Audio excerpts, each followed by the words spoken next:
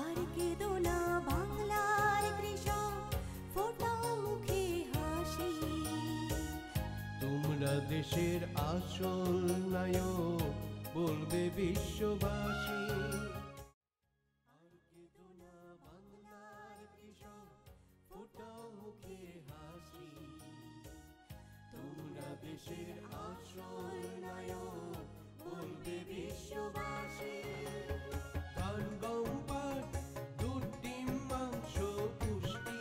আসসালামু আলাইকুম। দেশের ও দেশের বাইরের সকল দর্শক ও আমার ভক্তদেরকে শুভেচ্ছা জানিয়ে শুরু করছি আমি ডক্টর বায়েজিদ মোরল। আজকে আমি এসেছি আমাদের ধামরাইতে। ধামরাইয়ের একটা খামারটির নাম জিএমএ রেঞ্জ। আমাদেরকে আসলে অনেক মানুষ ফোন করে বলে যে স্যার, আমার 1 একর জায়গা, আমি কতগুলো গরু পালন করব, আমার 10 কাঠা জমিতে আমি কতগুলো গরু পালন করব, আমার 1 বিঘে জমি আছে কতগুলো গরু পালন করব। অনেকে কিন্তু ঘর সম্পর্কে একটু জানতে চান। তা আমি আজকে যে খামারটাতে এসেছি জিএমই রেঞ্জ, এই খামারটি আসলে বিখ্যাত হয়েছিল আমাদের গত 19 কুরবানিতে ব্রাহ্মা গরু বস এবং মেসি, এই দুটি গরুকে কেন্দ্র করে তখন জিএমই রেঞ্জটার যাত্রা শুরু হয়। আমরা আজকে আসছি যে এখানে যে বিদেশি জাতের যে গরুগুলো লালন পালন করে, কী জাতের কী কী গরু লালন পালন হচ্ছে আমরা সেগুলো জানবো। পাশাপাশি ঘরটা দেখবো। আপনারা দেখতে পাচ্ছেন ঘরটা, এই ঘরটা কিন্তু অনেকটা লম্বা, চওড়া। ঘরটা অনেকটা চওড়া। ওই পাশে গ্রিলের ওই পাশে খাবারের পাত্র আছে। এক একটা প্রকোষ্ঠের ভিতরে 2টি করে গরু আছে। এই যে প্রকোষ্ঠ, এই প্রকোষ্ঠের ভিতরে 2টি গরু আছে। একটা আছে হলো আমাদের কালো ব্রাহ্মা গরু, সাথে আছে একটা বিদেশি গরু চিয়াইনিয়া। এর পাশে আছে আবার আরেকটা প্রকোষ্ঠ, এই পাশে আছে 2টি গরু। এখানে একটা আছে হলো বিদেশি, যার নাম চার্লিস, আরেকটা আছে আমাদের ব্রাহ্মা গরু। এই দেখেন, এই যে খামারটি আছে, খামারের ভিতরে গরুগুলো তো এই যে দরজা দিয়ে ঢুকে চলে যায়, আবার বেরিয়ে আসে। ওই পাশে যে খাবার আছে, উপরে তাদের জন্য ফ্যান আছে 2টা, একটা সিলিং ফ্যান, আবার একটা ঝুলন্ত টেবিল ফ্যান আছে, নিচে ম্যাট দিয়ে আছে। আবার এখান থেকে যখন তারা প্রস্রাব পায়খানা কিংবা গরু গোসল করানো, আপনার গোসলের ভিডিও চিত্র দেখেছেন, গোসল করানোর পানিটা অটোমেটিক্যালি গড়িয়ে চলে আসে এখানে ড্রেন। এই যে ড্রেনের উপরে আবার লোহার কাজ করা, যে কোনোভাবে যেন গরুর পায়ের ভিতরে পড়ে গিয়ে কোনো গরু ক্ষতিগ্রস্ত না হয়। কারণ এই খামারে যে গরুগুলো আছে, এই গরুগুলোর দাম সর্বনিম্ন ভাই 10 লাখ টাকা। আসলে গরুর মাংসের সাথে কিন্তু এই জাতগুলো না, এগুলো বিদেশি জাতের গরু। তাই আমার পিছনে যে গরুটা দেখতে পাচ্ছেন, এটা হলো ব্রাহ্মা বস 2। ঠিক এরকমই দেখতে একটা গরু 2 বছর আগে আমাদের কুরবানির হাটে মাতিয়েছিল, তার নাম ছিল বস। এই খামার থেকে গিয়েছিল এবং এর নাম রাখা হয়েছে বস 2। চলুন আমরা সামনে আর একটু আগাই। আপনারা দেখতে পাচ্ছেন যে এখানে যে গরুগুলো আছে, প্রতিটা গরুর সামনে যেমন খাবার আছে, পানি আছে, পাশাপাশি রক সল্ট দেওয়া আছে। রক সল্ট খেলে কী হয় সেটা তো বুঝতে পারছে, 82 প্রকারের মিনারেল কিন্তু পূরণ হয় রক সল্টে। এই যে আমরা যে গরুটা দেখছি, এই গরুটার নাম, এটা আছে একটা ব্রাঙ্গাস গরু, হ্যাঁ, যারকে বলা হয় সান্টা গ্র্যাটুরেস। তো এই জায়গায় একটা কালো জাতের গরু আছে, তাই না? এই গরুটাও তারা সামনের কুরবানিতে আসবে। এই পাশে যে গরুটা দেখছেন, রেড টাইগার, বিগেস্ট সান্টা গ্র্যাটুডিস। তা এই যে ব্রাঙ্গাস গরুটা, এই গরুটা কিন্তু গত কুরবানিতে গিয়েছিল বিক্রি হওয়ার জন্য, কিন্তু কাঙ্ক্ষিত দাম না পাওয়ায় গরুটাকে আবার তারা রেখেছে আগামী কুরবানির উদ্দেশ্যে। এই পাশে আমরা দেখতে পাচ্ছি 2টি ইন্দো ব্রাজিল ও ইন্দো ব্রাহ্মা নামে 2টি গরু। আপনারা এই যে দেখতে পাচ্ছেন, চমৎকার 2টি গরু, বড় গরু, বিশাল আকারের গরু, বিশাল গরু, তাই না? এটা হচ্ছে এটা হচ্ছে ইন্দো ব্রাহ্মা। ইন্দো ব্রাজিলের সাথে ইন্দো ব্রাহ্মার ক্রস, এটা হলো ইন্দো ব্রাজিল। এটা দেখতে কিছুটা গিরের মতন, বাট গিরের সাথে এর পার্থক্য হলো কানটা একটু বড়, সাইজ একটু বড়। এর পাশে যারা এখানে রাখছে কিছু শাহিওয়াল, আমাদের পাকিস্তানি শাহিওয়াল, লাল লাল শাহিওয়াল, কুরবানির সময় যে গরুগুলো খুব পছন্দ। এই গরুগুলোর জন্য যেমন বিকালবেলায় ওরা বেরিয়ে এখানে এসে একটু মাটিতে থাকে, যখন প্রয়োজন তারা মাটিতে চলে আসে, যখন প্রয়োজন না তখন তারা ভিতরে থাকে। এই পাশে আছে আমাদের, আমরা যাব একটু 2টি গরু দেখতে। এই যে গরুটা দেখছেন, এটার নাম হলো ব্রাফড। এটা ব্রাহ্মার সাথে একটা গরুর ক্রস, নাম হলো ব্রাফড, তাই তো? এগোটার নাম কি? ব্রাইফর্ড। হ্যাঁ, ব্রাহ্মা গরুর সাথে এগোটা ক্রস করে একটা গরু। আর এই পাশে আমরা দেখতে পাচ্ছি দুটি গরু, লং হর্ন, বিশাল বড় শিং। শিং, এই গরু দুটো সারা বিশ্বে কিন্তু শিংয়ের জন্য বিখ্যাত। কিছুটা আমাদের দেশীয় যে গোয়ালের মতন মাথা, গোয়ালের মতন শিং এরকম বাঁকায় যায়, বাট শিংটা অনেক বড়। হ্যাঁ, লং হর্ন, এটা কিন্তু গিনেস বুকে নাম লেখা একটা গরু শিংয়ের জন্য। আমরা আসি এই খামারটা আর একটু দেখবো, যে খামারে যখন ঢুকার সময় কিন্তু তাদের এখানে পটাশ পানি দিয়ে আছে। যে আগে যে মানুষ আসবে এই খামারে, সচরাচর কোনো মানুষকে খামারে এন্ট্রি দেওয়া হয় না, তারপরে যাদেরকে দেওয়া হয় এন্ট্রি, তারা এখানে আসলে তাদেরকে তাদের পা মানে জীবাণুমুক্ত করার জন্য একটুনি চেষ্টা করা হয়েছে, ফুল চেষ্টা না। কারণ খামারে গোসল করে নতুন ধরনের পোশাক পরে যদি আনা হতো তাহলে বেশি ভালো হতো। এরপরে ঠিক ওই পাশে আমাদের প্রকোষ্ঠগুলো গরুর, বাট খাবারের পাত্রগুলো কিন্তু এই পাশে। এবং প্রতিটা গরুর জন্য শুধুমাত্র মাথা ঢুকিয়ে এখানে খাবারটা খাবে। এবং খাবারগুলো দেখতে পাচ্ছেন, যে খাবারের পাত্র এই লাইন দেওয়া আছে। আমরা ওই পাশে ব্রাহ্মার সাইডটা যাই। এদের এখানে যে 100% ব্রাহ্মা গরুগুলো আছে, আমরা সেই ব্রাহ্মা গরুগুলো নিয়ে একটু কথা বলবো। বন্ধুরা আসেন, এই যে যারা আছেন এরা সবাই কিন্তু এখানকার কর্মী, এরা সবাই কাজ করে, প্রচুর পরিশ্রমী মানুষ সবাই। এবং এই বড় বড় গরুগুলো কিন্তু এরা খুব অতি সহজে কন্ট্রোল করতে পারে। হ্যাঁ বন্ধুরা, এই যে দেখতে পাচ্ছেন এইখানে আমাদের দুটি গরু আছে, একটি কালো ফ্রিজিয়ান গরু আর একটা হচ্ছে ব্রাহ্মা গরু। তা এই ফ্রিজিয়ান গরুটা কেন লালন পালন করা হয়েছে? এই খামারে যে ব্রাহ্মা বাছুরগুলো হয়, ওই বাছুরগুলো কাঙ্ক্ষিত দুধ পায় না, তাদের দুধের জন্য কিন্তু এখানে ফ্রিজিয়ান গাভী পালন করা হয়।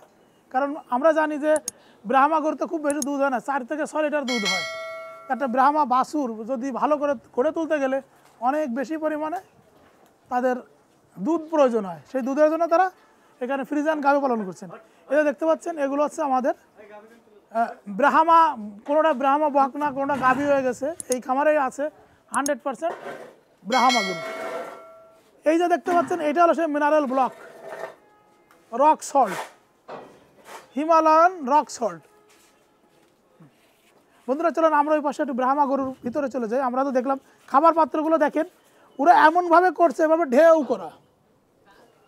এখানে কোনো কোনা নেই, গর্ত নেই, কিছুই নেই, যা খাবার দেয় চেটে ফুটে খেয়ে ফেলে। দেখেন কোনো একটা খাবার পাত্রে কোনো খাদ্য কণা এখানে নাই। অতএব খাদ্য কণা থাকবে, ফাঙ্গাস হবে, ছত্রাক হবে, সেইটা গরু খাবে এবং গরুর পেট নষ্ট হবে, সেই সুযোগ কিন্তু এইখানে নাই। কারণ আমরা যখন একটা টেকনোলজি দিব, টেকনোলজিটা পূর্ণাঙ্গ দিতে হবে, তাহলে কিন্তু ওই টেকনোলজিটা কাজে ব্যবহার হবে এবং সেটা দ্বারা উপকার পাওয়া যাবে। চলুন আমরা একটু ওই পাশে যে গরুগুলো আছে সেই গরুগুলো একটু। আমাদের এখানে যে প্রকোষ্ঠগুলো আছে, এখানে কিন্তু বিভিন্ন প্রকোষ্ঠে গরুগুলো ছেড়ে দেওয়া আছে। যেমন এখানে এক পাশে পাকা, তার মাঝখান দিয়ে ড্রেন, এরপর এসে বালি।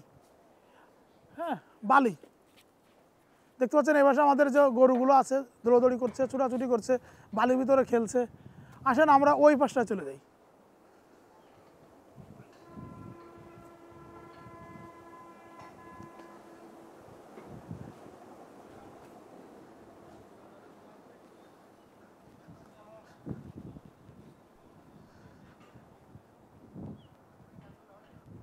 বন্ধুরা এই যে জায়গাটা দেখতে পাচ্ছেন, এইটা কি করা হয়? কোনো একটা গরু যদি অসুস্থ হয় বা তার গরুর কোনো পরিচর্যা করতে হয়, ডিহর্নিং করতে হয়, কোনো গরুর ইঞ্জেকশন দিতে হয়, কোনো কিছু করতে হলে এইখানে গরুটাকে রেখে তাকে আটকায়, তারপর তারা সেই চিকিৎসাটা করে।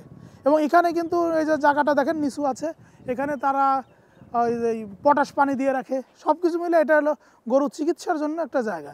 হ্যাঁ, আমরা এখন আসছি, এটা হচ্ছে ব্রাহ্মা যে গরুগুলো হিটে আসার বয়স হয়েছে বা হিটে আসবে, সেখানে কিন্তু মেল এবং ফিমেল রেখে একসাথে রেখে দেওয়া হয়, যে গরু হিটে আসলে যেন ন্যাচারালি এই গরুগুলো গর্ভধারণ করে। এই যে শুয়ে আছে বালুর ঘরে, কি শান্তিতে আমরা দেখতে পাচ্ছি। এগুলো কিন্তু সব বকনা গরু বন্ধুরা, এগুলো সবগুলো গরু কিন্তু বকনা। এই যে বকনা। আর এই পাশে শুয়ে আছে একটা ষাঁড়, যার নাম স্টার বয়। এখানে 4-5টা উপযুক্ত বয়সের বকনা, সাথে আছে একটা ষাঁড় স্টার বয়, যার নাম ব্রাহ্মা ষাঁড়, 100% ব্রাহ্মা।